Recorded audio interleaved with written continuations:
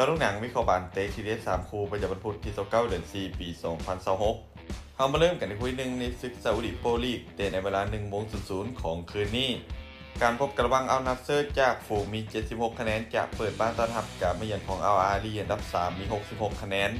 อัลนัสเซอร์เจ้าบ้านประกอบมีฟอร์มการเล่นช่วงหลังที่ค่อนข้างดีอย่างต่อเนื่องโดยการเก็บชัยชนะได้5นัดติดต่อกันในทุกรายการโดยเฉพาะเกมบุกของทีมที่ถือว่าอันตรายจากคาซาเดียในการยิงประตูอยู่ที่ 2.7 ประตู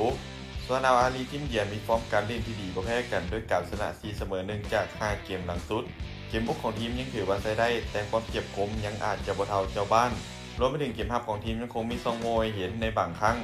เกมนี้ภาพรวมอัลนัสเซอร์พวกเขายังคงเหนือกว่าเล็กน้อยจากฟอร์มการเล่นและการเล่นในบ้านแต่อัลอาลีพวกเขาบ่เป็นทีมที่จะแพ้ง่ายๆเกมนี้อาจจะเป็นเกมที่สูสีการคาดการณ์สกอร์ที่น่าจะเกิดขึ้นอัลนัสเซอร์จะเปิดบ้านเสือนเอาชนะอัลอาลีไปด้วยสกอร์2-1มาตอนคู่ที่2ในศึกยูฟ่าแชมเปี้ยนลีกรอบ4ทีมสุดท้ายนัดแรกเตะในเวลา 2:00 ของคืนนี้การพบกันระหว่างแอตเลติโกมาดริดทีมจากลาลิก้าสเปนจะเปิดบ้านต้อนรับการมาเยือนของปืนไทยอาร์เซนอลทีมจากพรีเมียร์ลีกแอตเลติโกมาดริดเจ้าบ้านพวกเขามีฟอร์มการเล่นช่วงหลังที่ค่อนข้างบ่ดีด้วยการแพ้4นัดจาก5เกมหลังสุดในทุกรายการแต่จุดแข็งของทีมคือเกมในบ้านบวกกับแท็กติกเกมรับทีมมีความเหนียวแน่นส่วนอาร์เซนอลทีมเยือนพวกเขามีฟอร์มโดยรวมที่ถือว่าดูดีกว่าเกมบุกของทีมมีความหลากหลายต่อบาดดีภาพรวมเกมนี้อาร์เซนอลทีมเยือนพวกเขายังคงดูดีกว่าแต่การมาเยือนแอตเลติโกมาดริดบ่เป็นงานที่ง่ายของทุกทีมแน่นอนการคาดการณ์สกอร์ที่น่าจะเกิดขึ้นแอตเลติโกมาดริดจะเปิดบ้านเสมอกับอาร์เซนอลไปด้วยสกอร์1-1มาตอนคู่ที่3ในศึกพรีเมียร์ลีกของโปรตุเกสเตะในเวลา